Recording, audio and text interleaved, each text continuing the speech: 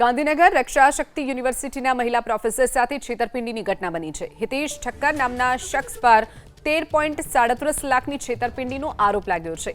મહિલા professor matrimonial site પરથી આરોપીના સંપર્કમાં આવ્યા હોવાનો ખુલાસો। મહિલા પ્રોફેસરની સર્જરી દરમિયાન આરોપીએ છેતરપિંડી કર્યાનો ખુલાસો થયો છે। નેટ બેન્કિંગનું આઈડી પાસવર્ડ મેળવી 13.37 લાખ ઉપાડી લીધા હોવાનો ખુલાસો થયો છે। હિતેશ ઠક્કર નામના વ્યક્તિ સામે પોલીસે તપાસ શરૂ કરી છે।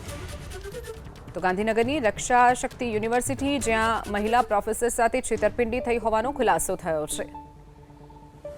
હિતેશ ઠક્કર નામના શખ્સ પર 13.37 લાખની છેતરપિંડીનો આરોપ લાગ્યો છે। મહિલા પ્રોફેસર મેટ્રોમોનિયલ સાઇટ પરથી આરોપીના સંપર્કમાં આવ્યા હોવાનો ખુલાસો। મહિલા પ્રોફેસરની સર્જરી દરમિયાન આરોપીએ છેતરપિંડી કર્યાનો ખુલાસો થયો છે। નેટ બેન્કિંગનું આઈડી પાસવર્ડ મેળવી 13.37 લાખ ઉપાડી લીધા હોવાનો ખુલાસો થયો છે। હિતેશ ઠક્કર નામના વ્યક્તિ સામે પોલીસે તપાસ શરૂ કરી છે। તો ગાંધીનગરની રક્ષા શક્તિ યુનિવર્સિટી જ્યાં મહિલા પ્રોફેસર સાથે છેતરપિંડી થઈ હોવાનો ખુલાસો થયો છે।